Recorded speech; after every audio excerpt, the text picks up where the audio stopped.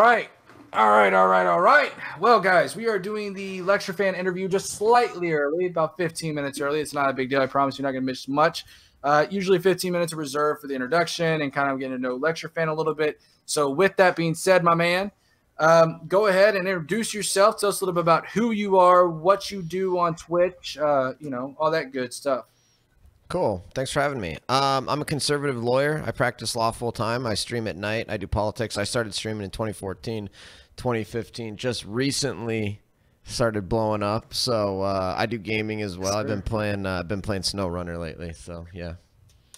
I've been watching you play some SnowRunner. What exactly is that game about? Because I myself haven't, I've seen you play it, and it looks like it's like one of those games where it's like super, what's the word I'm looking for? The physics are like super realistic in a lot of ways. Yeah, no, that's what it is. About what that game's about. It's like a simulator. It's a driving simulator, trucking simulator. You do missions on there, like taking loads of logs across, exploring, opening up things. I just love it because the physics and the driving through mud and stuff. It's just extremely satisfying. I don't know what it is about it. There's something about like real physics that just drives, I love that stuff. There's a game called Scrap Mechanic that also has like those real life physics aspects where if you put like too much weight on the back end when you're creating vehicles that you can't actually drive it because it's so heavy on the back side. I love games like that. Yeah, I've always been into simulators. Kerbal Space Program, Arma 3, Take on Helicopters. I love simulators, so I'm kind of more into those kind of games like that I don't know, a little bit more hardcore, I guess, than like Zelda. Yeah. So how did tell us a little bit about how you got into the political scene on Twitch? Because I think when we've talked before, you actually did video games, if I'm not mistaken, early on, and then you ended up making the switch to actually doing politics. Yeah.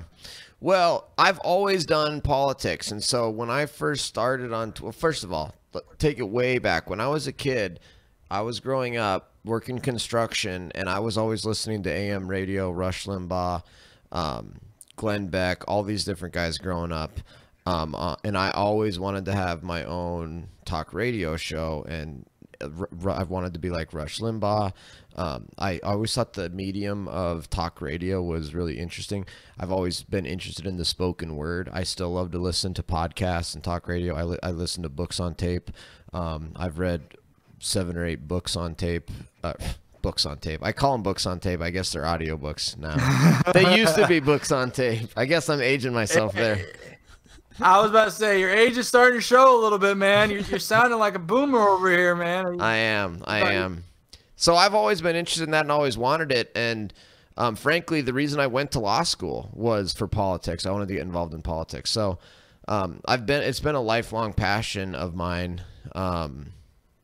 Politics have been. I've spent I majored in political science in undergrad. Went to law school to learn to be involved in politics, since I realized that so many people in politics have law degrees or lawyers and stuff. So it's been a lifelong passion of mine. And then I remember one time listening to, maybe it was Glenn Beck or Sean Hannity or Rush Limbaugh or something, and they had a caller that called in and they were like, what's your advice to somebody who wants to have their own talk radio show? And the advice was, dude, this is the age of the internet. Anybody can have their own show. Start making content, start creating YouTube videos, start doing podcasts, et cetera, et cetera. And so that's what really got me into it. And I chose Twitch because I had this idea in 2014, 2015 of playing computer games and talking politics at the same time. And so that's what I did for years and years and years, grinding out every single night after work, grinding to 3 viewers, 4 viewers, 5 viewers, years and years and years of 5 viewers or 10 viewers, playing computer games and talking politics. And then I don't know if you've had this experience, but every moment that I've had that's really inspired me on my stream or really caused huge changes in my stream have been instances where I can't stream. And so I remember specifically this night in a hotel room. I had traveled for work. I think I was in Florida or something for work. And I was laying in my hotel room and I couldn't, and I hate that when I'm traveling for work and I can't stream. So I started taking my laptop on my work trips so that I could stream and stuff. But I remember specifically one night I hadn't started doing that yet. I was in a hotel room, and I was watching Killer Steven.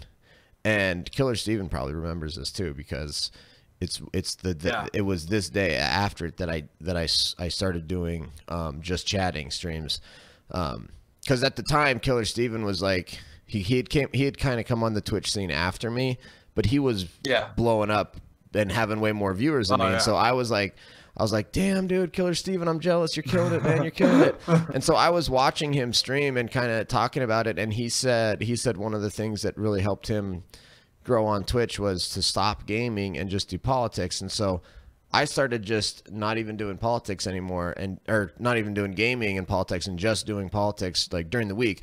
I'm never going to give up gaming. That's why I still do like the gaming streams on the weekends and stuff. And frankly, one of the reasons I'm not partner is because I do these 8-hour weekend streams to like 30 to 40 viewers, and I can't keep my average above 75. If I just focused on the politics streams on weeknights, I probably could. But so that was maybe a year ago or something that happened, and I switched over to just politics as opposed to like combined gaming and politics, and the rest is history. Yeah, I know you mentioned with Killer Steven. That's one thing too, is I know that y'all go back a little bit there, and all that, and that's one thing that's funny. It's let me ask you this, because you've been on politics for a long time, and feel free to get into it if you want. But I've seen you over the past year. I've seen you get on Raj. I've seen you be on all these different shows. You've been on Raj numerous times now at this point. And one thing I've noticed is that a lot of the times the conservatives that tend to go on Raj don't really break it out as much as the liberals that go out there, because I don't want to. I'm not name dropping this, and I'm not saying this is a bad thing, by the way, any means, on LCTRfan stream or my stream. This is not to call them out. But for example, Eva Unilov, she's sorry, I misused a pronoun here. Okay, I'm being fair here. They blew up significantly, having been on Raj. Whereas, LCTRfan, you've kind of got, it feels like you've almost gotten the short end of the stick on Raj a lot of the times. What's been your experience over the past year of just Twitch politics in general? I mean, what's your feelings on it? Well, I think there's a really easy answer for that. There's a bunch of international socialists and American leftists on Twitch. American conservatives are not on Twitch. American conservatives are not spending their time on Twitch. Very few of them are. There are some of them, but there's just the vast majority of Twitch users are leftists. And so I've often thought about like trying to stream on YouTube or something, because there's so many more conservatives that aren't. But this is true for Facebook. This is true for YouTube. Conservatives are just not spending their time online like leftists are, and like international socialists are. And of course, the American conservative. Let's say an American conservative is 50% of America, and 50% of America is liberal. I know that's not the case, but just for the sake of this illustration, let's say 50% of Americans are conservative, 50% of Americans are liberal or leftist. Well, when you add in the rest of the entire world, there's hardly any conservatives in other countries, and there are some conservatives in Canada. There are some conservatives in the UK and in other kind of places, but they're very, very rare. And so when you add in, everybody from the world, you're gonna make it seem like there's hardly any conservatives at all. We're gonna seem like a tiny minority, and we are a tiny minority on Twitch or anything, and that's because of the global left, which dominates these platforms. So that's why like somebody like me can go on Raj Royale, every single Raj Royale for a year, and grow a little bit, grow some, but not like completely blow up like all these leftists do when they go on Raj. Just because, I mean, I think I'm convinced that like most Twitch users who are conservative have already like know who I am and have like followed me. I feel like I've maxed out. It's almost like I've hit there's no more growth to be had. I almost sometimes feel like now that's not entirely true. But like I will say this, I would rather have 100 conservatives supporting me than 1,000 leftists, because it's crazy how many like subs I have and how much support I get from people, because I'm a conservative and because I'm public about my political beliefs, and because it's so rare, and because of cancer culture, and because of how much courage and bravery you have to actually be a conservative and be in public. And so I'm extremely happy with where I'm at. I'm extremely happy with my Twitch community. I'm extremely happy with how much support that I get. I think it's crazy that I have way more subs than some of these leftist streamers that get 2 or 3 times as many viewers as I do. Yeah, it's crazy how much Twitch politics has really blown up over the past year. And like you were saying, it kind of almost feels like at what point is the conservative cap there? Sometimes you do feel like you've reached a cap, and it's very hard to find a lot of conservative streamers who really can peak past about 500. I think that the largest one that I know of off the top of my head is like actually, I was going to say Nuance Bro, but Nuance Bro even then really only pulls in about 60 people. And the other thing, too, is we have to look at conservative viewers and where they end up going after shows. And you see a lot of similar faces. Even having been in your stream and other people's streams, I've seen the same viewers. So, again, it's kind of a tight-knit community when it comes to conservatives. But I wanted to kind of – yeah, go ahead. No, I was just going to say, I think that's right, but I think it's growing more. And Twitch politics has blown up over the last year or two. I mean, when I first started 100%. doing politics, on Twitch in 2014, 2015, politics was banned on most Twitch streams. Almost all. Destiny was like the only other one that would talk politics, and he was like this anomaly where he was the only one that would even talk politics. And so when I first started doing, like, there was nobody else. It was like Destiny, and then I was this sort of nobody conservative with 2 viewers. Yeah. And I don't know of any other Twitch streamers who like focused on politics. And so it's crazy that it's just blown up, and now there's hundreds and hundreds of political focused streamers. I think it's great. I feel like we're still in the infancy of Twitch. We're still in the infancy of live streaming. Most of the Twitch viewers are the younger generation, and so I think as time goes on, it's just going to continue to grow. I think being a political Twitch streamer in 2020 is like being a Apple stock owner in the 90s or 80s. Yeah. It's like it's. So I'm real happy about everything. I'm super happy with all my viewers, and I'm super happy with Twitch. And I'm obviously got a lot of criticism against Twitch. I don't think Twitch is great. I think their censorship and the TOS and the banning of people is out of control and totally inappropriate and violates fundamental precepts of what makes America great and stuff like that. But in terms of like conservatism on Twitch, like I'm completely happy with it. I wish we had more freedom of speech, but in terms of like where we're at in terms of politics on Twitch, I think it's awesome that it's grown so much. Oh, absolutely. I mean, I've been on politics on Twitch for about the past year and a half, but I did gaming before I did politics on Twitch, and I can tell you it was, even within my little group of Twitch streamers that did video games, it was known as taboo. You're like, I told them I was looking at switching to politics, and they were like, no, I swear, everybody was like, don't do it. That's so taboo. And I'm like, then that means that's what I need to do. When someone says don't do it, and everyone is telling you not to do it, it seems like, logically speaking, that's something you need to do because no one else is doing it. Totally. So let's jump right in. Let's jump into another topic here that we can talk about. Let's talk about statues, okay? This has been a very, very hot button issue over the past couple of weeks. It's starting to seem like it's fading a little bit, but let's get into the meat and bones of this. What is your stance on the statues being taken down, specifically Confederate statues? I'm 100% opposed to it. I think it's absolutely preposterous. I think these are Marxist revolutionaries who are doing this, and it's absolutely disgusting that they would do it. And it's got nothing to do with the Confederacy. It's got nothing to do with slavery or anything like or racism. Those are pretexts. Those are made-up excuses to justify the true reality, which these are Marxists who hate America, who are trying to have it's a cultural genocide. It's a cultural revolution. They're not going through the proper processes to do it. They're just tearing it down. This is evil, and I can't express enough how terrible it is. And I think I'm so happy that Trump has recognized the importance of this, and I thought the Mount Rushmore speech was potentially the speech that won Trump re-election in 2020. The National Garden of American Heroes is a genius idea. If these scumbags are going to tear down our statues, Trump is going to build 10 more statues. I don't know if you've read the executive order for the National Garden of American Heroes, but we're supposed to get proposals for the National Garden within 60 days. And so that'll come out in September, and I think a big part of the 2020 election is going to be the National Garden of American Heroes. And do you support building more statues of Christopher Columbus, George Washington, Thomas Jefferson, or do you think we should tear down every single statue? And I'm opposed to the tearing down the Confederate statues because on the substance, because I have a nuanced view of history. Not everything is black and white.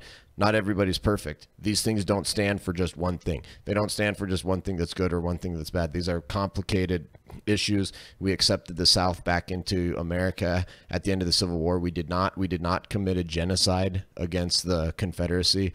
We accepted Southerners back into our country. These are part of an effort to unify the country again and accept Americans and brothers and citizens. And if they want to have statues of their history and recognize the good things that some of those people did, they should be able to. Not everybody's either perfect, or not everybody's 100% perfect or 100% evil. There's some gray areas on all of these, and so even on the substance, on the Confederate statues, I'm not in favor of tearing them down. More importantly, that's not even the reason why they're tearing them down. They don't want to just tear down Confederate statues. This is a part of a larger effort to tear down everything and to overthrow America and to literally tear down the system, as they've openly admitted. And so it's like, if somebody comes up to you and says, hey, you've got 4 walls to your house. One of your walls offends me. I'd like to tear it down and then rebuild that one wall. And that's what they say to you. And it maybe is really an offensive wall. And so you're like, okay, that sounds reasonable. But if you knew that was a pretext and what their real intention was to do was to tear down all 4 of your walls and destroy your house and burn the thing down, would you then be like, okay, fine, go ahead and go ahead and do it? Of course not. Yeah, I was going to say, you mentioned earlier about the Cultural Revolution. This is a very interesting thing I noticed. I've heard it pick up steam recently, with the Cultural Revolution. Do you care to elaborate what exactly that encompasses? Because this is, again, something I've heard being mentioned time and time again, and it seems like it's more recent that's been uptick. What do you mean by Cultural Revolution in terms of what's going on? Well, a Cultural Revolution is kind of what happened. The word comes obviously from Mao Zedong in China, and what it is basically a forceful change in the culture against the will of the people.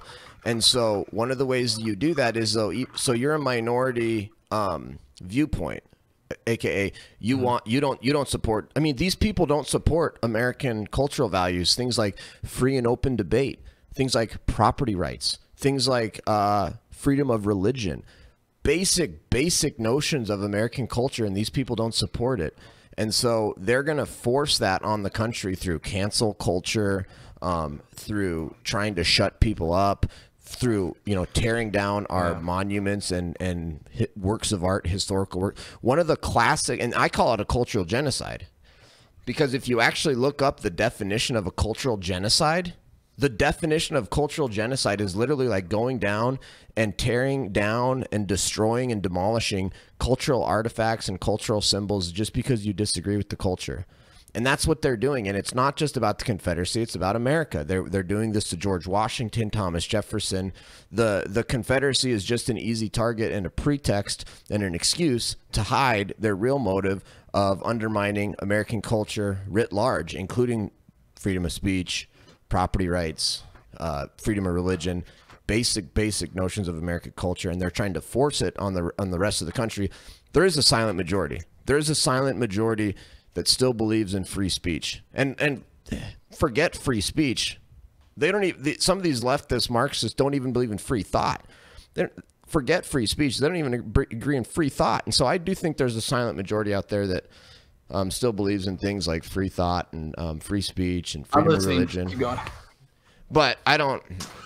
So I think you have a viewpoint that is not a majority viewpoint being forced on the rest of the country through violence, through threats, through aggressive actions, and all of these different things, which that's what makes it a cultural revolution, is that it's this It's a viewpoint that nobody else accepts.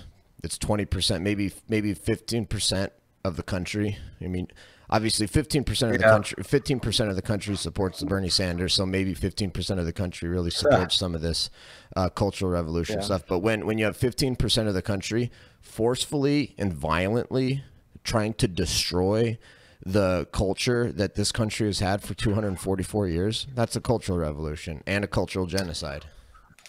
Yeah, and I would tend to, like I said, somewhat agree with you there. I mean, I think that like when we look at, you know, we look at all the rioting, the looting, everything else like that. I mean, it's just it's insane. You know, and I wanted to mention too. You mentioned earlier about the statue or the garden of statues or something like that.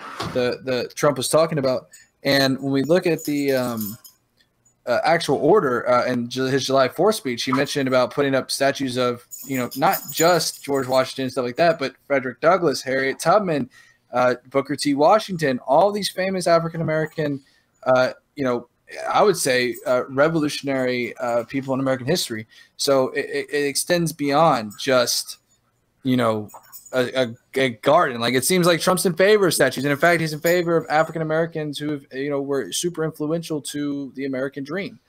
You know, so well, absolutely. First of all, people that say that they don't support any statues whatsoever, that's coming from a place of incredible arrogance and conceitedness and basically just, I don't know, like resentment. Because for you to really say that I don't believe in any statues at all, you basically are saying that nobody in history is worthy of honor or recognition. I'm just as good as anybody else.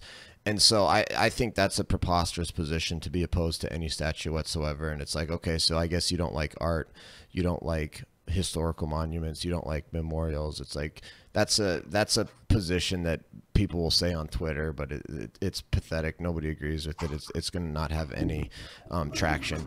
But you make a good point though about Trump. Like, that's the craziest thing. Like, Trump literally was talking about like Frederick Douglass and Harriet Tubman and stuff, and then the media reports he's obsessed with Confederate statues and the Confederacy. And it's like, what are you guys talking about? Do you guys even listen to this?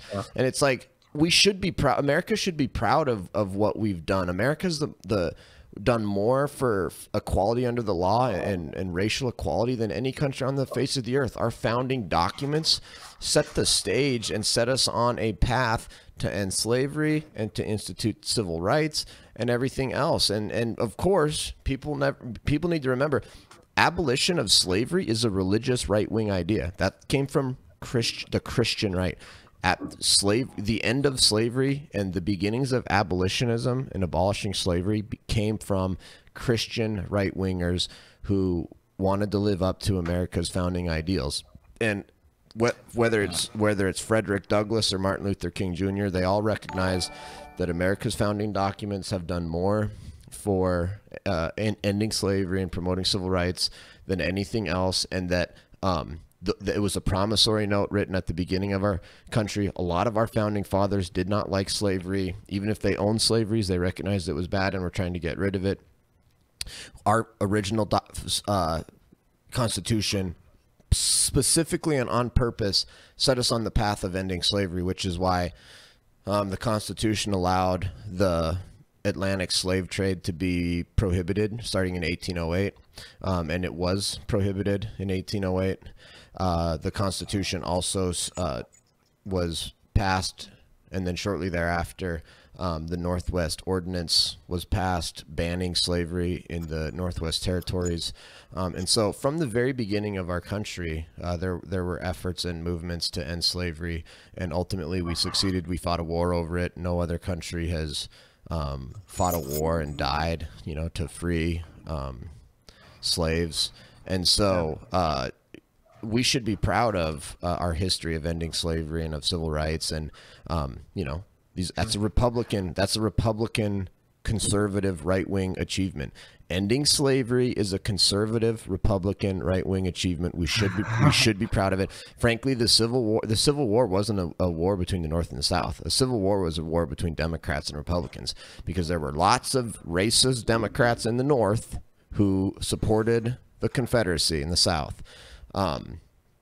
And it's like, okay, if you guys really want to get rid of symbols and statues and names and stuff that are connected to slavery and segregation and Jim Crow and everything else, then let's start with dissolving the Democrat Party. Good idea. Hey, do me a favor. Interact with your chat for just a second. I made the utter mistake of not going to the bathroom before I started the interview, and I got this big old glass of cup that I've been drinking for about the past 2 hours. So long story short, feel free to talk to your chat and my chat for a second and kind of, all that. I'll be right back. I'm going to put a pause on the stream. This is intermission, guys. I'm so sorry, but I'm about to – it's about to be a bloody mess. I'll be right back. Cool.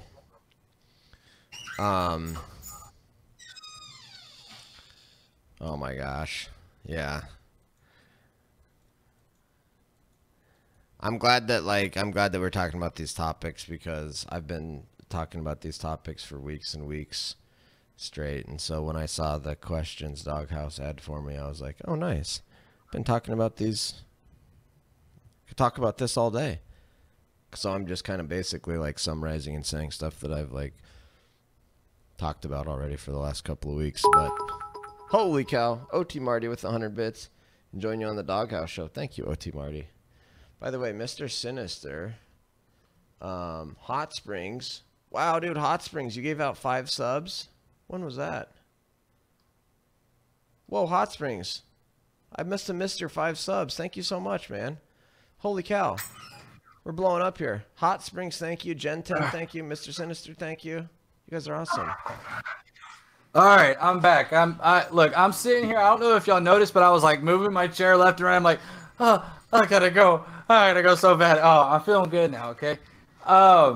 So to get back into what we were saying a little bit here, we started to talk about the Civil War, and I think there's a really interesting distinction here between, the Confederate statues and then the statues they're going after. I've got a couple of ways I want to take this conversation. The first thing here is I want to ask you specifically, let's talk about the Confederate statues here.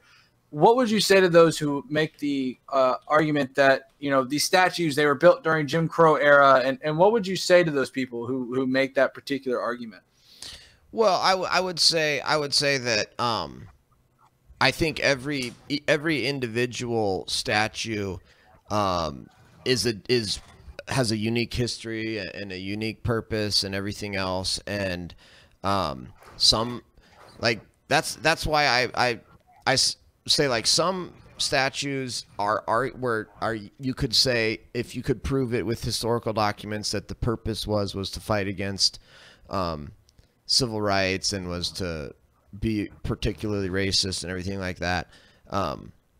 That's a situation where I think if a local community wanted to change that statue, then that's fine and they should be able to. But the point is that is an excuse and a pretext. They don't really care about that. They're using that as a pretext to start the process of destroying statues. Because once you allow them to destroy a statue and destroy a monument, and you give in to them and you're like, oh yeah, I know that one is offensive, that one is, yep, it does have a bad history. Then all this, then you've established that precedent. You've established that is the standard, that if a statue offends somebody or if a statue has a bad history, it has to come down. And pretty soon you're burning down the Jefferson Memorial and the Washington Monument in Washington D.C. and we're changing the name of Washington D.C. And this shit never ends until America's been revolutionized and we're no longer a country, and equality under law is ejected from the Constitution, like California's trying to do and stuff. So that's why, like, I'm categorically opposed to removing any statue or any monument whatsoever, even if it does have a bad history, because I don't trust the left-wingers who are making that argument. That's an excuse for them to try to establish a precedent that's going to be used to try to destroy America. And also that's way overused. Everybody thinks that, oh, well, there was this one statue where we have some actual evidence that it was specifically put up to put a finger in the eye of the civil rights movement or something like that. And then they take that and then they just extrapolate that to every statue in the country. And it's just not true.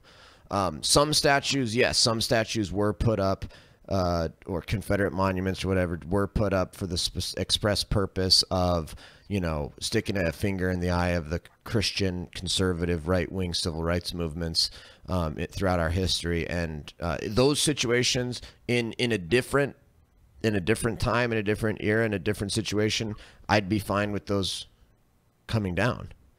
I'm not, you know, like, but when it's being used as an excuse to try to establish a larger precedent that's going to be used to attack everything America was founded upon and good things and take down good statues, then that's my problem with it. And more importantly, it's like, you know what? Sometimes different people had different reasons for putting up a statue. Maybe there was a group. Maybe there's a group of people that put up a statue, and they purposefully and intentionally they wanted to put that statue up to fight back against the civil rights movement. Okay, maybe there was somebody else who wanted to put the statue up because that was an ancestor, and they had done some good things too, even though they had done a lot of bad things too. It's, you know, it's a gray, there's good, people do good things, people do bad things. Nobody's 100% good. Nobody's 100% bad. Same with these statues. Sometimes none of these statues were put up 100% for bad reasons, 100% for good reasons. And so that's, I guess, what I would say to that person. Sure. No, absolutely. And, you know, you mentioned briefly about like the Washington Monument and stuff like that. And that's what I was going to ask you, following up is, you know, you kind of expressed your opinion a little bit, and correct me if I'm wrong here. It seems like you're a little bit frustrated in the direction that they're going, especially now that they're talking about taking down Mount Rushmore. You know, and I guess to follow that question up even would be, you know, where do you believe that it's going to, you know, end up being? Like, where do you think all this is going to end up leading to, you know? I don't think any of this will end until we live in a Marxist country where private property has been abolished. Profit is gone. Capitalism is gone. This is all driven from class-based resentment, hatred, racism. I mean, don't think for a second that the modern Democrat Party has escaped their disgusting history of racism. They haven't. They still define people by race. Everything they do is trying to define people by race, categorize people by race, divide people up by race, pit the races against each other.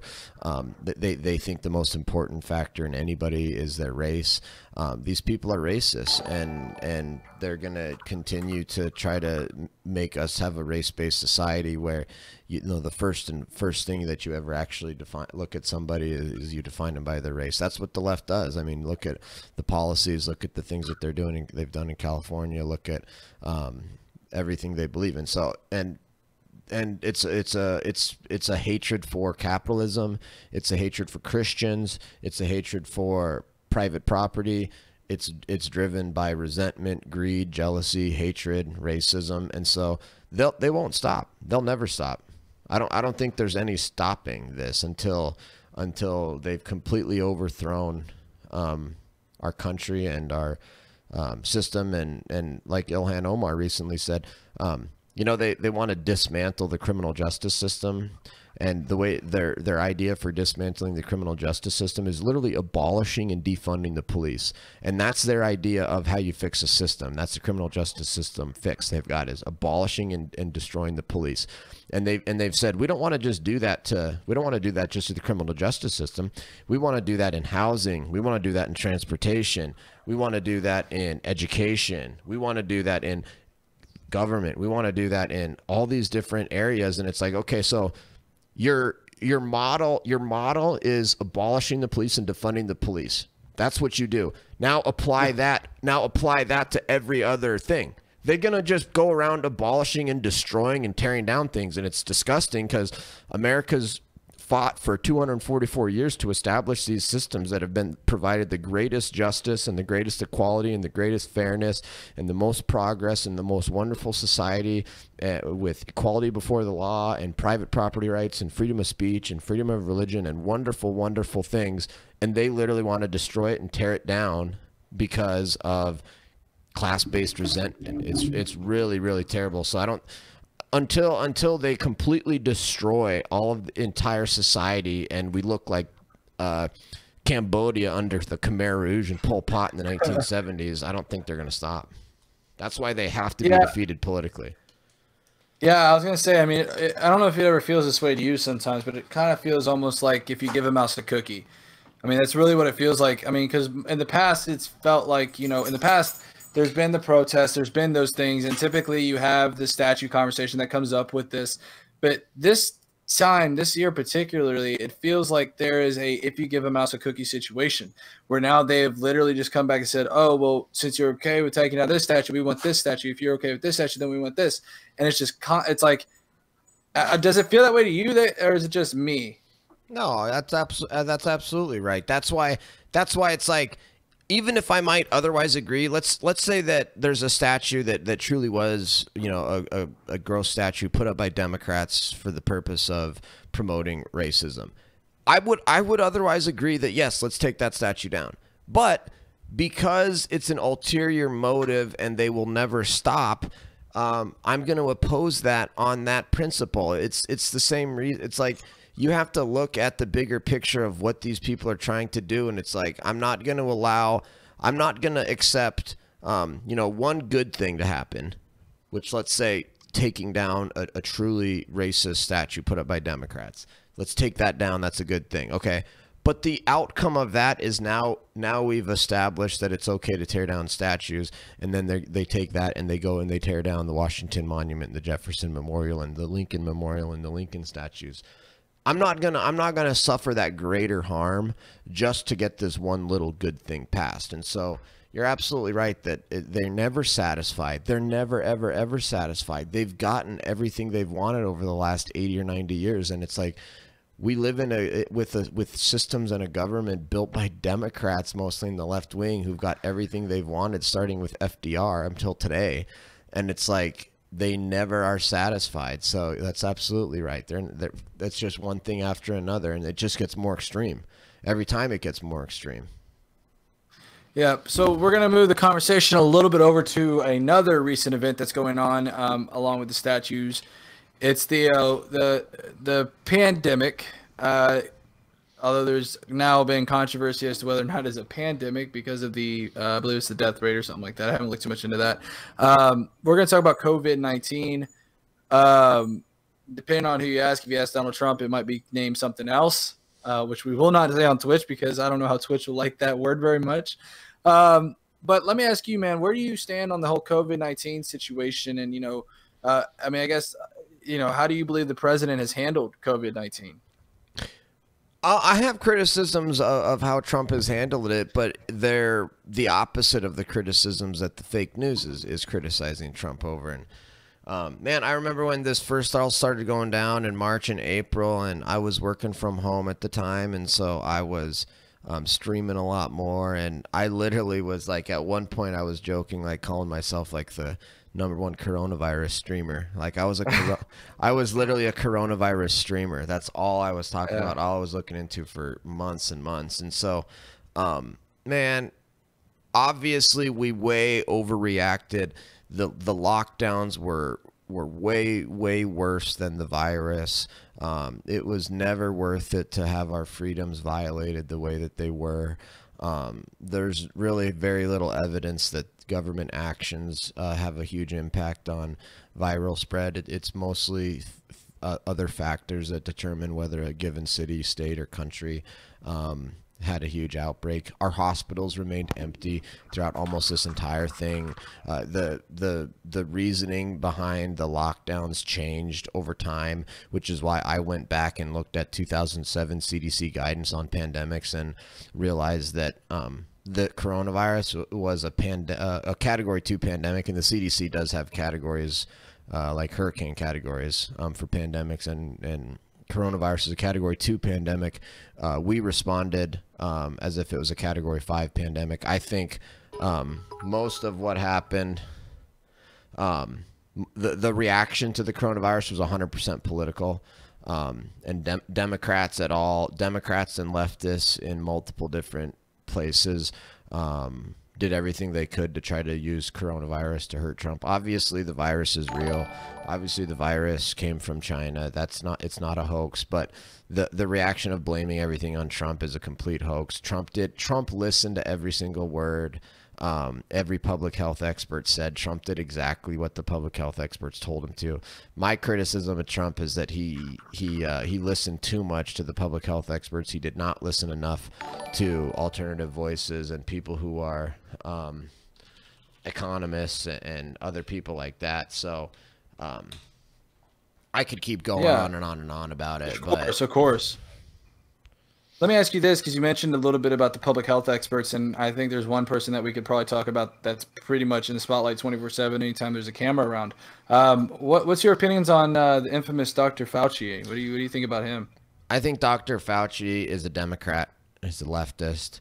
He talks out of both sides of his mouth. He used to say that masks aren't needed and nobody should wear masks and blah, blah, blah, blah. And now he's saying everybody should wear masks. And then he said, you know, he said we need to lock down, and then he said, oh, lockdowns have severe public health crisis. Like how many we've had so many people that have missed cancer diagnoses because of this lockdown. Lots of people are going to die because of missed cancer diagnoses and things like that that come from the lockdown, and not even touching on suicides and mental health problems that came from the lockdown. But Dr. Fauci, I think he's lost credibility because he's gone back and forth so much. And he's said both things, and he says what suits him, and you know, he's a smart guy. He knows a lot about infectious diseases, but I think he's a Democrat. I think he's more concerned about his own standing.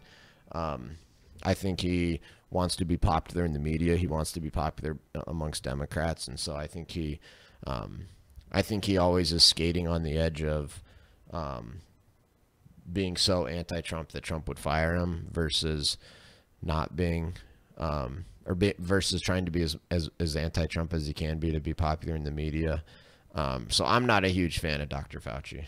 He's a lifelong bureaucrat. He's a lifelong government bureaucrat. Yeah. The guy, I one time heard him talking, and he's like, oh, I'm a doctor. I see patients. That's what I do. I'm like, dude, no, you don't. The last time you saw a patient was probably in your residency in the 70s. Like, what are you talking about? He's been nothing but a government bureaucrat his entire life. And by the way, I do want to mention, if any, because I know we just got a couple of, we got 200 biddies from Summit City. I want to thank you for that, Summit. If you have any biddies or any donations or anything that are made to you, feel free to address them. This isn't being recorded for a podcast. It's going up on YouTube, but that's about it. So, I mean, by all means, feel free to, you know, thank them in the middle of a conversation or anything. I have no problem with that. Yeah, not a problem. I do want to mention, too, we've seen the news media hyping up the cases that are going on. Well, I don't want to say hyping up. That's a little bit subjective. But I do want to say that you've seen them mentioning a daily case. The daily cases going up in places like Texas, Florida, Arizona, etc. Let me ask you this. Do you believe that Texas, Florida, Arizona, or, you know, other states similar to the nature has opened up too quickly? Of course not. No, they should have never locked down in the first place. I don't think we should have ever locked down. I've actually studied the science behind a lot of this, what's going on, which is why I know that the infection fatality rate is 0.2%. Literally 99.8% of the people that get this survive. The infection fatality rate for under 18 is less than the flu. Literally, the flu is more dangerous than coronavirus for people under 18. This is a virus that almost exclusively impacts people in nursing homes. This exclusively impacts people that are elderly or have pre-existing health conditions.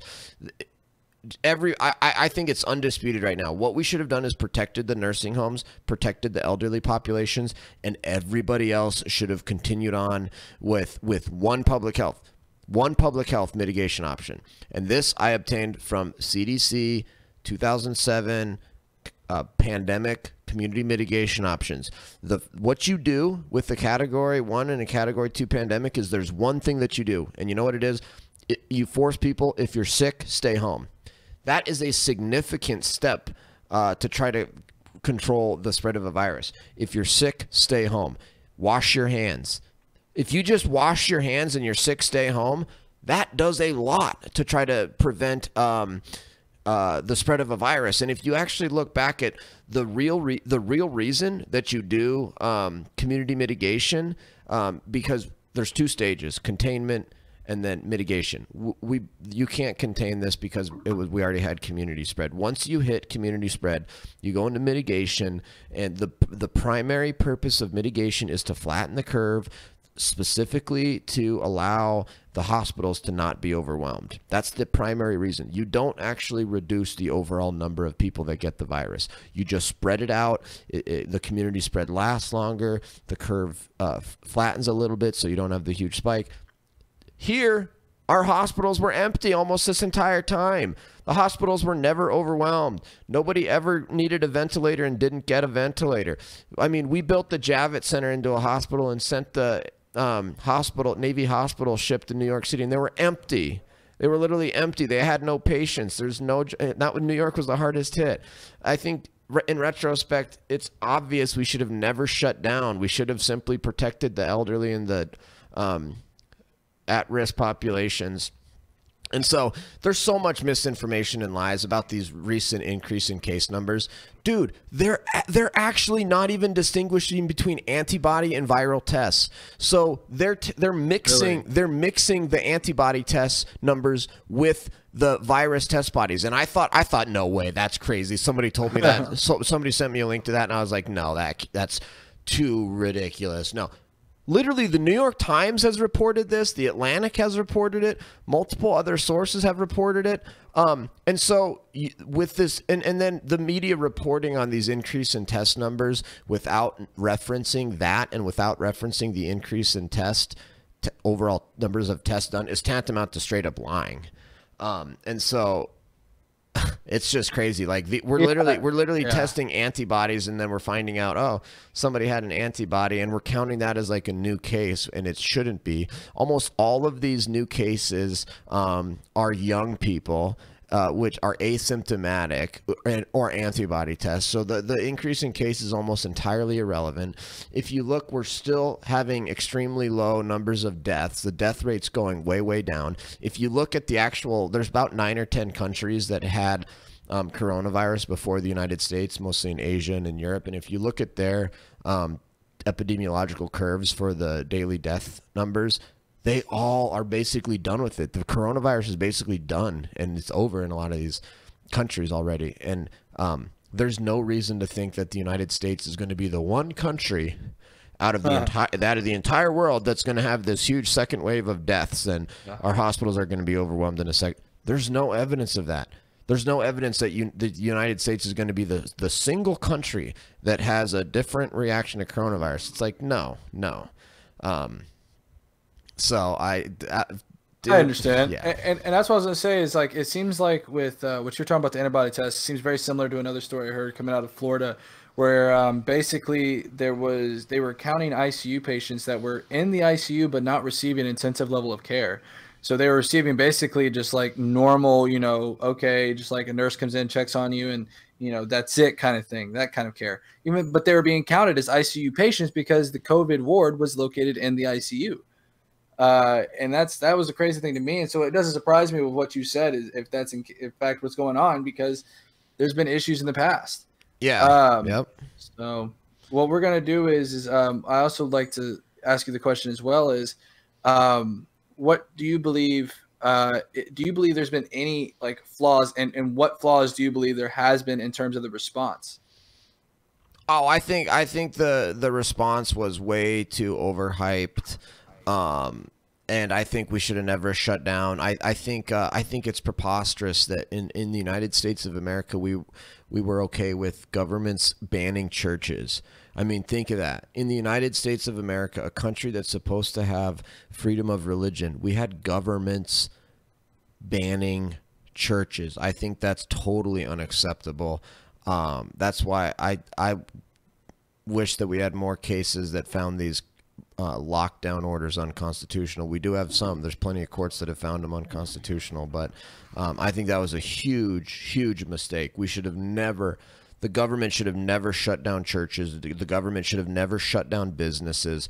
Dude, do you know how preposterous it is when cops are like going and like arresting law-abiding citizens for trying to open a business, and then a week later there's mass rioting and looting, and it's nobody gets arrested, and it's like, so wait, so you're gonna get arrested if you just try to open your business, but if you're gonna riot and loot and burn down a business and steal the goods from the business, then that's fine. You're okay with that. Everything is, there's been so much hypocrisy from the media and from public health officials, and government officials, and just so much inconsistency and just such BS. I believe in freedom, dude. Here's the thing: if this virus was really so scary and so bad that everybody needed to stay in home, guess what? Everybody would have stayed at home voluntarily. The fact that you couldn't even convince people to stay at home just goes to show that the virus was never as bad as you guys were they were trying to hype it up to be. It's like, if this thing really was like Ebola or something, where it's like 60% chance you die if you get it regardless of age, dude, nobody would have been outside. Everybody would have voluntarily stayed inside. So these lockdown orders were totally unnecessary, completely unnecessary. Complete BS, a total violation of our freedom, 100% political. I think the Democrats and the media and the Democrats and leftists, whether they exist in the federal government or state governments or county public health officials, leftists and Democrats, they all have the same goal: hurt Trump, beat Trump.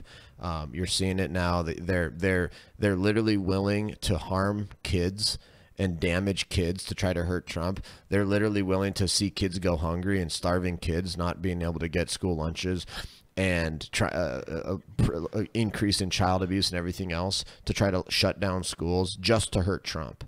It's so despicable. Yeah. They're doing everything just to hurt Trump, even though it's terrible for the country. So the reaction to coronavirus was to purposefully crash the economy in 2020. This is what's so insane to me. It's like people are acting like this isn't part of the presidential campaign. It's like, we are at the height. We're at the height of the most important presidential election since 1860. And people are acting like there's no presidential election going on, and oh, this is all just normal, good faith public health guidance. Nope, this doesn't have to do with 2020. Nope, this is just public health. Oh, it's like, give me a break. They purposefully crashed the economy knowing that the economy was Trump's #1 issue. Yeah, I have a question coming from chat. That's how we kind of do it around here. We get a little bit, sometimes we get questions from chat. And again, for my viewers, if you have any questions as well, more than welcome to ask these questions, and I'll get them over to LCTRfan as best as possible. As long as they're good-hearted and not bad faith questions, I think we'll be good there. Alesto asked, why are we seeing reduction in medical workers' pay, hours, and laid off? I guess also your opinion on those medical workers being laid off. What do you have to say about that in particular? Well, I think that's a great point, and I was well aware of that, and then I used that as evidence to support what I was saying earlier. It's like everybody was saying that our hospitals were going to be overwhelmed, and our hospitals we're going to run out of hospital space and blah, blah, blah. It's like, dude, the hospitals are so empty that they're having to lay people off and reduce hours and everything else. And the hospitals needed bailouts and PPP loans and everything else. And it's like, well, dude, of course the hospitals are going to have problems, because hospitals make money from having patients.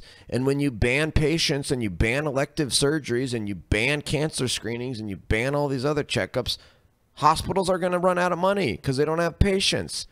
It's a natural consequence. Of course, if you tell people they can't go to the hospital except for coronavirus, hospitals are going to have financial difficulties. So we should have never done that either. We should have never have shut down, quote unquote, elective surgeries are not really elective. We should have never shut down cancer screenings. We should have never have done any of that. And the fact that the hospitals were so empty, they had to lay people off and get bailed out, is proof positive that the virus and the models were so wrong. The models were so wrong, almost as wrong as the global warming models. Yeah, well, let me ask you this, because I know you're an attorney here, and I do have a question for you. Two hot button issues we've seen other states do this, but specifically the two that I know of are Texas and California. Texas specifically has said that they're going to charge people a $250 fine for not wearing a mask. California has said that they will issue a certain cities around California have said that they're going to charge a $350 fine, up to a $350 fine. What's your opinion and stance on these mandatory mask orders that have been put in place by some of these states? Well, legally, I would assume they'll probably be upheld, because what you've seen the courts do is basically punt on all these issues and just say, look, it's a public health crisis. The government can do whatever they want. I disagree with that sort of law, and the Supreme Court has indicated that's how they feel, and lots of other courts have indicated. Basically, the only way a court will intervene is if churches or some other kind of civil rights are being violated in a way that's different than other similar. So, like, if you're a state and you're going to allow people to hundreds of people to pile into Walmart, but boy, don't you let people go to church. That's discrimination against religion, and that's unconstitutional and illegal. But beyond like a situation like that, the courts are the courts aren't going to shut some of this stuff down, because the courts don't want to be responsible for being accused of causing death and stuff like that. And I disagree with it. I mean, so basically, when the standard would be considered rational basis. That's the standard of review. If you wanted to challenge the mask law, you would have a very, very difficult burden to overcome, which is called rational basis, which basically would mean you would have to show that there's no rational basis for the law itself. I don't necessarily agree with that standard. I think when you're invading people's personal liberty like that, there should have to be a higher standard met by the government, but that's the current state of the law. So if I was giving you like actual legal advice, I'd probably say, these probably are going to be upheld. Now, as a matter of policy, I think they're terrible. It's horrible. I mean, it's a huge, huge infringement on liberty. I mean, to force somebody to wear a mask at the point of a fine is a substantial infringement on individual choice and individual liberty. And you balance that huge infringement, you balance that against the potential benefit of the mask, and it's clear that it's bad policy. Because in order for a mask to actually be effective, I mean, you have to, number one, the person has to be sick or somebody else has to be sick. Number two, they have to be close enough to somebody and breathing in such a way that they would otherwise catch the virus. And then you have to, then third, the mask has to actually be effective at stopping the virus. So it's like, it's extremely attenuated. Maybe it helps, but it's not completely helpful. And there's obviously been a debate about that, about the effectiveness of masks. Even if they're somewhat effective, I don't think it justifies this huge infringement on individual choice. And the big reason is because, like, look, if you're so scared of this virus and you are so terrified of the virus that you would be willing to force other people to put something over their face, which is something that impacts their daily life and individual choice in a daily life in a big manner, because this is very very, very annoying, and it infringes on basic humanity. I mean, part of being human is face-to-face interaction and interacting with people. And frankly, I think our relationships with other people are some of the most spiritual experiences we can have. And so you're invading on that. And so if you really think the virus is so scary that you want to invade on somebody else's rights like that, you can stay home. You don't have to go out. And so, look, if you're scared of the virus and you want to force everybody else to stay home, to wear a mask, you should just stay home. You're not forced to go out in public and be around other people. And so you can't, I don't think it's appropriate in any way, shape, or form to, just because you're scared of a virus, to force other people to do something when you have the ability to stay home. And so what I would say to people that want to violate other people's rights by forcing them to wear a mask, what I would say to them is, look, if you're so scared, just stay home. So I do have a couple of questions here. One would be, what would you say to those who equate the mask mandates to seatbelts? So, like, I know that one of the biggest arguments I've heard about mask mandates is saying, well, you have seatbelt laws. So what would you say to those people who make that particular argument? I would say that seatbelt laws are garbage too. That's a nanny state. It's a nanny state infringement on and dude, this is the funniest thing. Like, this is this is another hypocrisy by leftists and Democrats, is they claim to be in favor of, oh, we want criminal justice reform, and we want to control the police, and we want to make sure the police aren't violating people's rights, but we also want the police to force you to wear a seatbelt, and if they spot you not wearing a seatbelt, they can pull your ass over, and we want the police to force you to wear a mask and stuff. So it's like, wait, so what is it? So do you guys want criminal justice reform, or do you want huge infringements by the police on our daily life and individual choices? It's completely inconsistent. I'm 100% opposed to seatbelt laws. That's complete garbage. That's another situation where the impact on others is extremely attenuated. You have to go down this huge long line of events to justify how a seatbelt law fixes it. Look, dude, this is a free country. If you want to drive around without a seatbelt on, that should be your right to do so. Yeah, I was going to say, I mean, it's something that I've noticed, and maybe this is injecting my opinion a little bit here.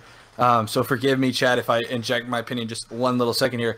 Do you think that this is equivalent in a way to stop and frisk? I see very many similarities here between basically the authorities are allowed to now stop you with out wearing a mask, and now are able to grab your ID and run you through background checks. Do you believe that this is equatable to stop and frisk, and maybe the least the manner, or what do you believe in that? Oh, I don't know. I'm not, frankly, like, I'm more of a libertarian when it comes to police issues. And so it's one of the reasons why I've always, like, dude, policing should be a bipartisan issue. Like, we had a chance to have unity in this country and a consensus. Like, when George Floyd got killed, everybody said that was wrong. Everybody said, oh, good, we're glad the cop got arrested. So instead of a moment of unity where we could all come together as Americans and agree that that was wrong, and that if a cop murders somebody, that cop should be arrested. And thank God we live in a country like America where our cops are held accountable. If a cop murders, they are arrested. And so I think that was an opportunity for unity that was blown up by the radical left and created a situation where we're divided and antagonistic toward each other. But, like, the point is that there's a lot of right-wingers, conservatives, libertarians that we want to restore the Fourth Amendment. We don't want our rights violated all the time. We don't want the cops to be able to pull you over all the time. We don't want the cops to be able to ask you for your ID. We don't want the cops to be able to search you easily. We don't want the cops to be able to seize you easily. So I'm a civil libertarian when it comes to policing issues, and I don't agree that cops should be able to just pull you over as easily. In fact, I think it should be a very high standard for a cop to be able to pull somebody over. I think it should be a very high standard for a cop to be able to stop you on the street and seize you and search you. I think they shouldn't even be able to do that unless they have probable cause that you're actually committing a crime. And so yeah. I think we need to fundamentally change. We need to restore the Fourth Amendment. The Fourth Amendment has been gutted by states and federal government, and then the Supreme Court has approved it. There's so many exceptions to the Fourth Amendment, it basically doesn't exist anymore. It's really sad. So restore the Fourth Amendment, bring back civil liberties. Do you believe, I had a question from Summit City here. He said, can you ask him if he feels the same way about vaccinations? Do you believe in the same idea behind that? Well, I have no problem with vaccines. If people want to get them, great. I have no problem with vaccines. I don't think, vaccines cause autism or any of that. Everything that I've ever heard has seen that's really not supported sure. by the evidence. I have no problem with vaccines, but okay. I do not think it's okay for the government to force you to take vaccines. That's where I draw the line. So, okay. Yeah, I'm all in favor of vaccines. I think vaccines are great, but it crosses a line when the government forces you to do it. And there's another example of leftist hypocrisy. The left loves to talk about my body, my choice, and body autonomy, and my body is my autonomous body, and you can't tell me what to do with my body. But then when it comes to vaccines, they're like, okay, so they want the government to be able to come up to your body, tackle you to the ground, hold you down physically, and stick you with a needle and force stuff into your body. That doesn't sound like bodily autonomy to me. That's a great one. That's a great little rebuttal there. I like that. That's actually really great. Yeah. And you know what, man? I think that's something I have to admit with you, man, is you're consistent. I know too many people who would try to be like, well, I don't know. I mean, it's different. But the way you finish it off, that was great. Thank you. That's why I like having you on. Let me ask you this, because since we're talking about masks, and I know we're kind of beating this over the head with the mask questions here, but this will be the last one, I promise, chat. What's your opinion on Trump and Pence wearing masks? And should they have to wear masks? This is another big thing we hear. Okay, we hear this all the time, right? Trump, why isn't Trump wearing a mask? Why isn't Vice President? So what would you say? Absolutely not. I do not think that Trump should wear a mask. I think wearing a mask shows weakness, and I think Trump should show strength and courage. And frankly, I think Trump ought to come out and say, look, part of being a human is a face-to-face interaction in person where you can see the person's face. If you're going to put a mask over somebody's face, that interferes with one of the basic pieces of humanity, which is face-to-face human interaction. That's incredibly important. It's an incredibly important part of being a human, is to be able to have a face-to-face interaction and be able to see the other person's face. I think our relationships with other humans are spiritual. That's one of the main one of the primary ways that people have spiritual experiences are with interacting with other human beings. And so this is a severe infringement on our humanity. To put a mask on destroys your humanity. And so even if the mask is effective at slowing the spread of this virus, it's not worth it to destroy that humanity aspect of humanity. Absolutely. And so I think Trump ought to come out and say, no, I disagree with wearing masks, because this virus is not that dangerous. Our hospitals are not overwhelmed. Our hospitals never came close to being overwhelmed. Over 99% of people who get this survive. And it's like, this is not Ebola where 60% of people die. This is a 0.2% infection fatality rate. So we're really gonna destroy one of the basic aspects of humanity to try to stop a virus that 99% of people survive? Doesn't make sense. Yeah. All right. Well, let's move on in. And since we're talking about Trump, let's move on to the Trump questions here. This is going to be a great one here. I think this is something that is based on seeing the Trump 2020 behind you there. I think this is going to be a great line of questions here. I'm assuming you got a nice big old bid or donation right there. Yeah, they're flying in. Hey, there you go. Yeah, no, definitely. If you had to rate how the president's time has been in office on a scale of 1 to 10, what would it be and why? I would say 9 out of 10. And remember, I was never a Trump supporter. I supported Ted Cruz in the 2016 primary. I fought hard against Trump. I did not like Trump in the 2016 primary. I did not think he was a conservative. I did not think he was a constitutionalist. I did not think he cared about philosophical, constitutional, conservative issues. So I proudly fought against Trump in the primary and proudly voted against Trump in the primary and supported Ted Cruz because Ted Cruz was a constitutional conservative. And so I was never this big Trump guy. I was never MAGA. Obviously, I did vote for Trump in the general election against Hillary Clinton, but I had to justify it to myself. I had to justify it to myself by saying, the Supreme Court is one of the most important issues that the president does, and so I'm going to vote for Trump on the Supreme Court issue. And I also happen to agree with Trump's immigration policies, national security policies, although Trump is more anti-war than I am, but I do agree with Trump on sort of having a strong military.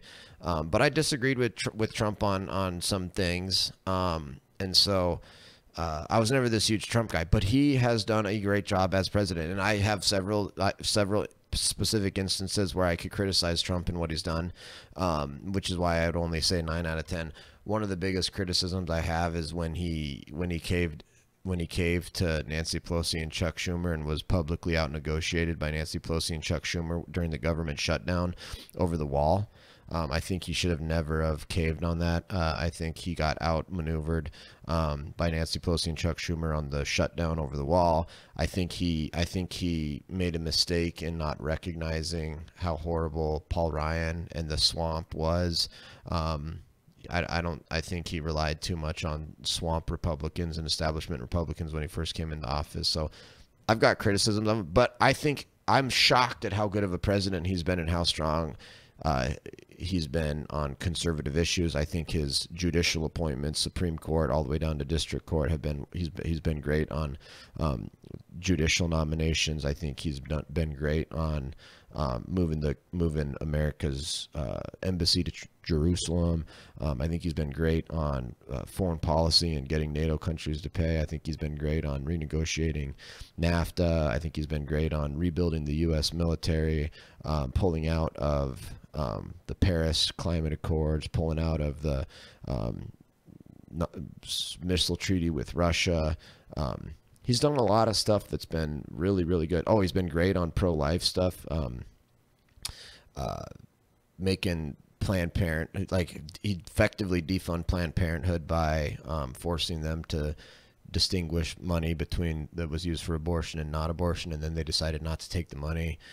So he's been fantastic. So those are, and then just fighting against the Democrats and the left.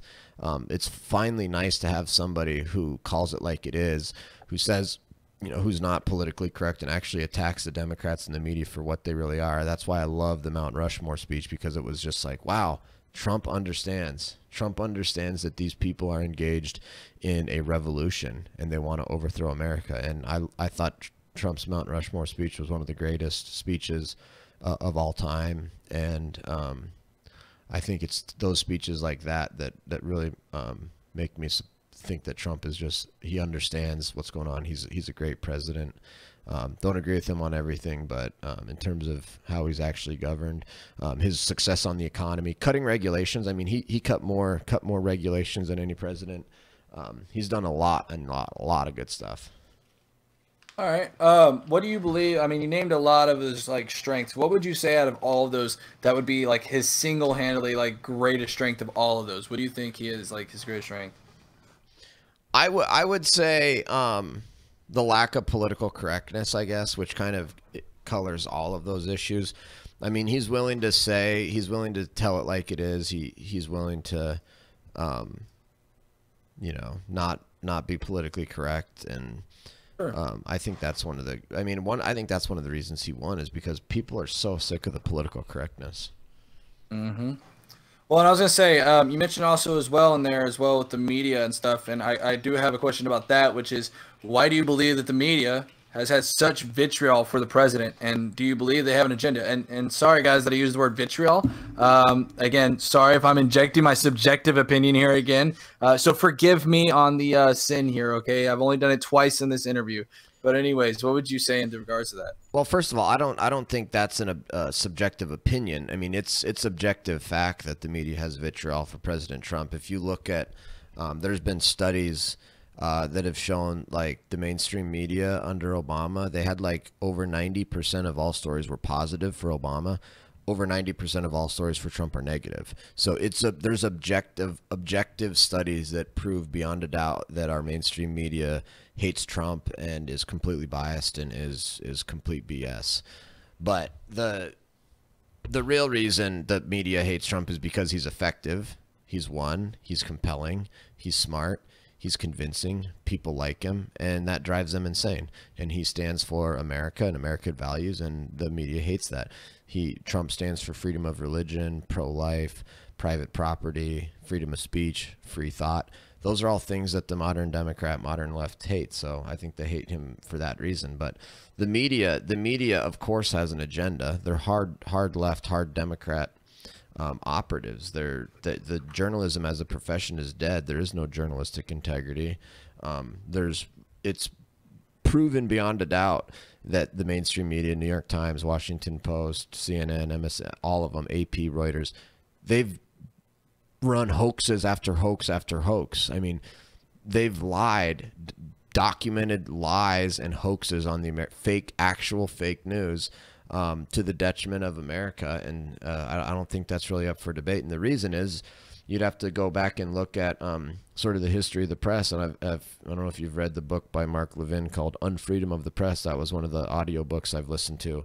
in the last year or two is Unfreedom of the Press by Mark Levin, and it goes through the history of the press in America and how the press at America's founding was really pro-America. The press was instrumental in actually winning the Revolutionary War.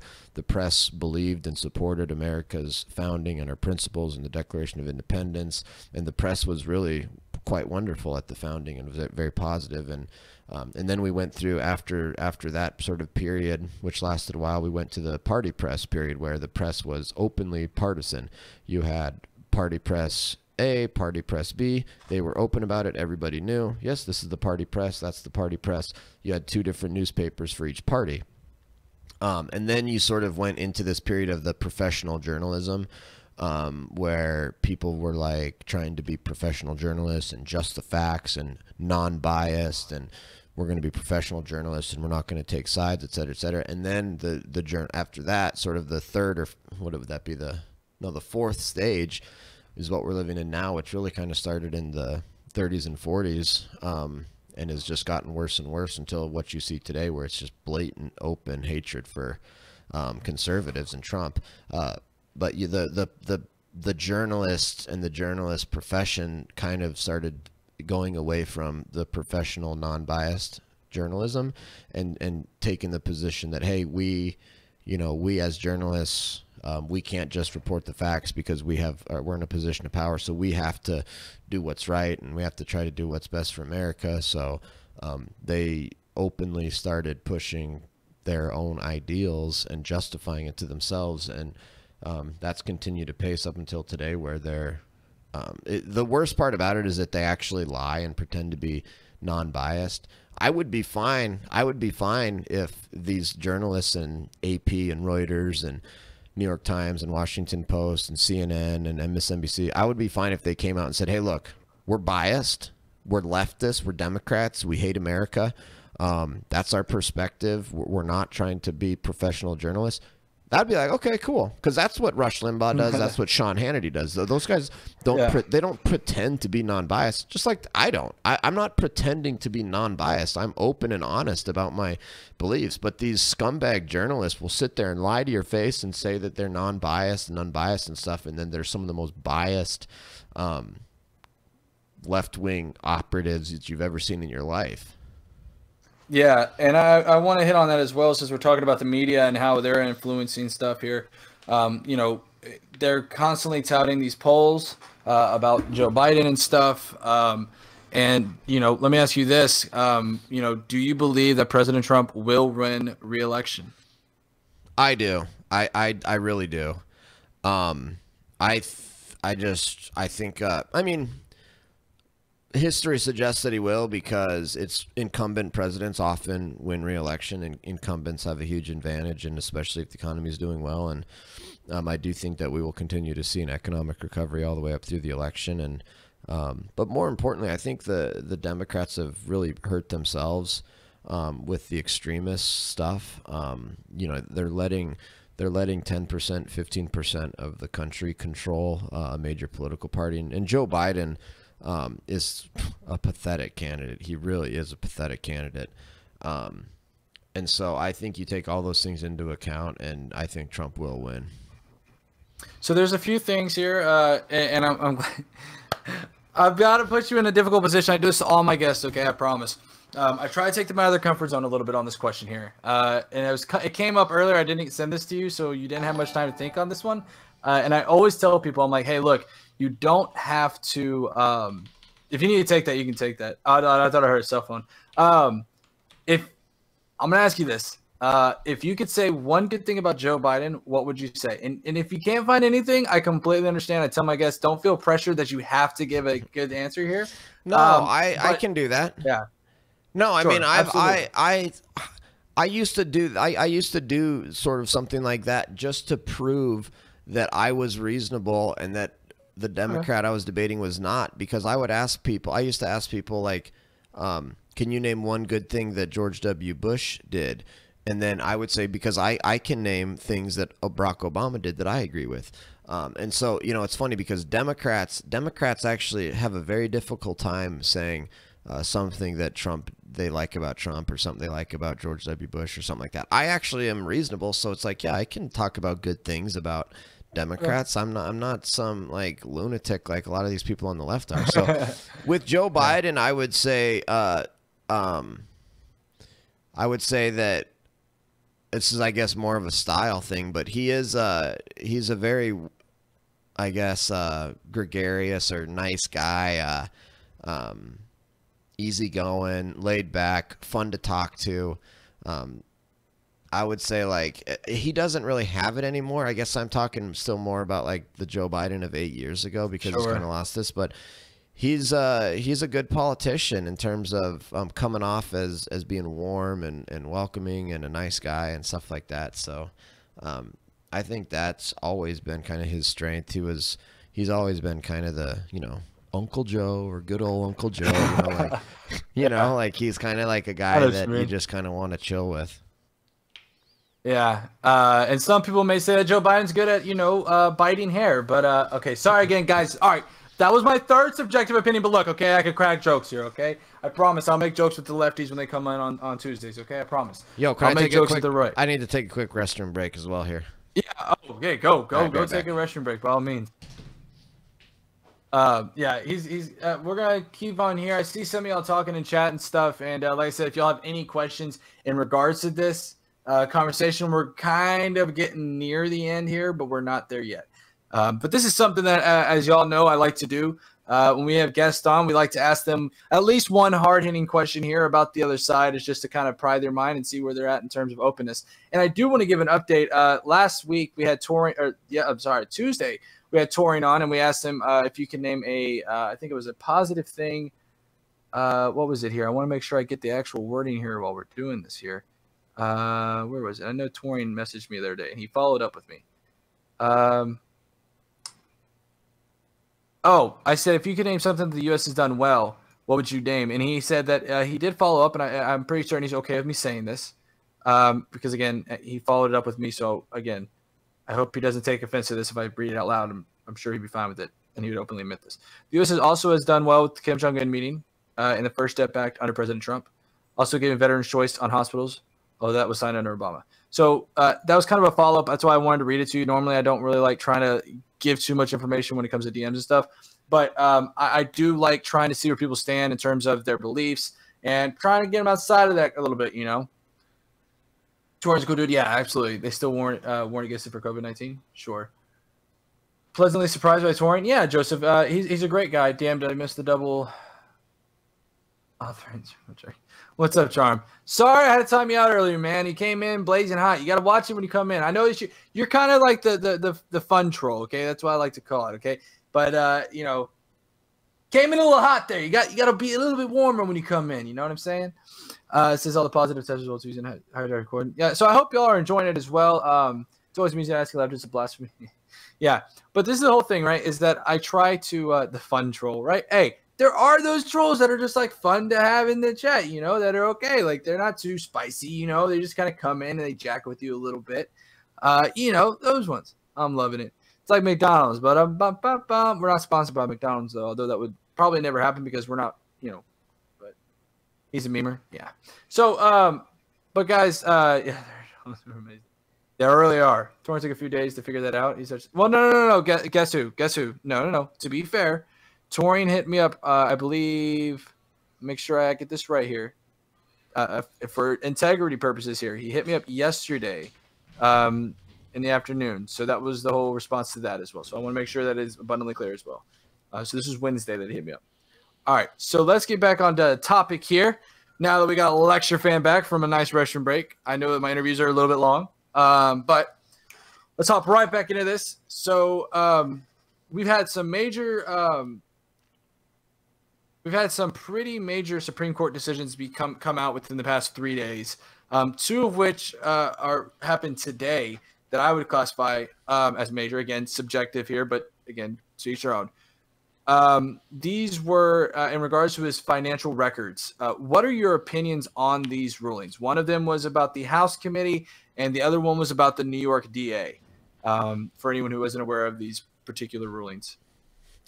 Yeah, I mean, I haven't read the opinion, so I can't like go super deep into it. I've just read the headlines and the pieces on it and stuff. But I disagree with it. I mean, I think I think the Constitution sets out the way that you remove a president from office.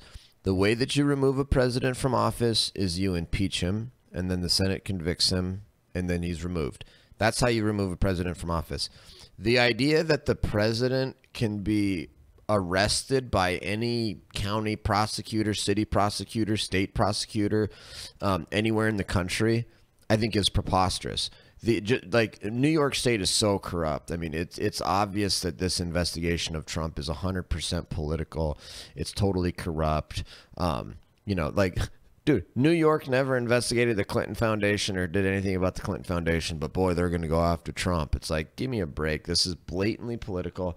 And I think you're opening this up to true presidential harassment, nonstop presidential harassment. So who the hell's going to want to be president if any prosecutor anywhere in the country can subpoena your shit and get all of your documents and subpoena all your banks and subpoena all your accountant records and raid your lawyer's office and all this stuff? I think it's terrible. I agreed with Trump's argument on that the president is immune from criminal prosecution while he's in office.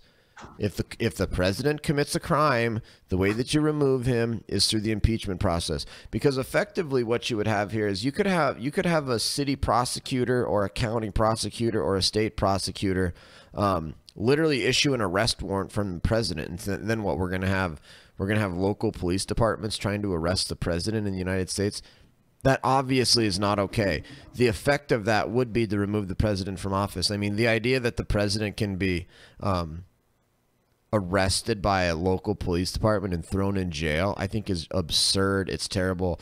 This is going to have, I think, bad ramifications. We're going to continue to see, doesn't matter who, it's going to be a Republican or a Democrat, whoever's in the presidency, the other party is going to basically have prosecutors all around the country investigate and subpoena and potentially arrest and everything else. So if Joe Biden wins, then I guess any Republican prosecutor anywhere in the country can, I guess, investigate Joe Biden for his crimes with Ukraine or China and issue arrest warrants and subpoena all this shit. So I think it's terrible. I think that the Constitution sets out the process for what you're supposed to do, and I don't think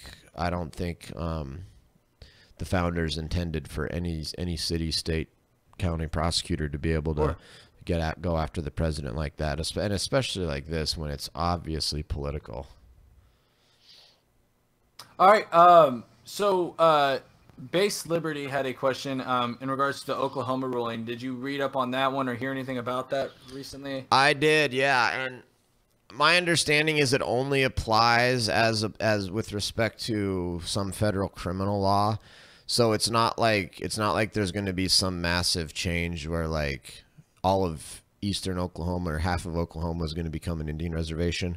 I don't know, but from what I could tell is it only applied with respect to like criminal law. So you can have things that only apply with respect to a certain act or something. And so, you know, because I guess that's just how the law works. Like like certain acts can define words differently. Like, and so I think, I don't know that much about it, but it seems to me that it's not going to have a gigantic impact, and it's not going to like divide up Oklahoma down the middle and create a new reservation. It just it just means that like for that part of Oklahoma, I guess that's Indian country for purposes of whatever federal criminal law is at issue. That's what it sounded like. And then the last question is from Alpha Dreas. He wanted to ask if you had heard about the Breath Act, if you had any thoughts about that. I have no idea about this particular act. Maybe you do. Somebody mentioned it. I think it's the Breathe Act, and it's like the Breathe, not Breath. Yeah, is that the? I think that's the Democrats' version of police reform. I think that's like, what is that, like abolishing police and shit like that? I don't know. Yeah, maybe. I know that I know it's extreme, but yeah, I think the Democrats and the Republicans are both going head to head with the police reform bill, but that's a whole nother topic for a whole nother day. Yeah, I could rant on that for a while. Yeah, I know. But typically we like to keep it to about an hour to an hour and a half, usually in that range. And because the police reform is such a large topic, it could well go into 2 hours, and I don't want to cross that threshold. So what we're going to do is we're going to wrap it up here, and I want to ask you one last question, okay? This is the fun question. This is the one that all my guests love. It puts them in a really funny spot, and some people nail it right on the head. Some people don't. But here's the infamous question. You're stuck on an island. You can only pick one of these three people to be with you, okay? These three people you have to choose from are Jerry Nadler, Hillary Clinton, or Bernie Sanders. But you have to pick one. Who would you pick to be on that island with? I guess Jerry Nadler, because he's lost so much weight recently that he'd probably be the best in terms of physical work and like helping build stuff. Because Hillary Clinton and Bernie, and he's probably the youngest too. I would say Hillary Clinton and Bernie Sanders are not going to be much help on an island in terms of actually building things or doing something. But Jerry Nadler, I think he's in better health than those other two and younger. You know, I have to admit, and I've done this question now 3 times. You're the third person I've done this with, and it's so interesting to me because I feel like it really does get into the insight of how someone thinks. Because it's so interesting to me, because I think I asked Torian this question. I forgot the exact people I used, but I remember his line of thinking was a lot more strategic in that way. But I like these. I like these answers. They're great. And Lecture Fan, man, you know, any last words you'd like to say in terms of the interview, in terms of the topics we had talked about, anything you just like in conclusion to, you know, mention? No, I think they were really good topics. They're obviously all of the important topics that are in the news. I've been talking about them a lot, so I thought it was good. I appreciate you having me on, and I enjoy talking to you always, and I'd love to do it again sometime. Absolutely, man, and you're always welcome to come on, and we do viewer call-ins on Monday, so anytime you feel like you're coming in, I believe I gave you the streamer role in Discord, so you're welcome to hop in at any time during that point in time. But I appreciate having you on, man, and I gave you a huge shout-out. If you could, just tell my audience where they can find you on social media and stuff like that as well. Yeah, I'm lucky that I'm the same on all social media, so I'm LCTRfan, Lucky. Lecture Fan, spelled LCTRfan. I'm LCTRfan on Twitter, Instagram, YouTube, Parler, Facebook, the whole 9 yards. LCTRfan awesome. Everywhere. I do tweet a lot, so definitely check out the Twitter. Sometimes they're a little bit spicy, okay? We'll be honest. They're a little bit spicy. We like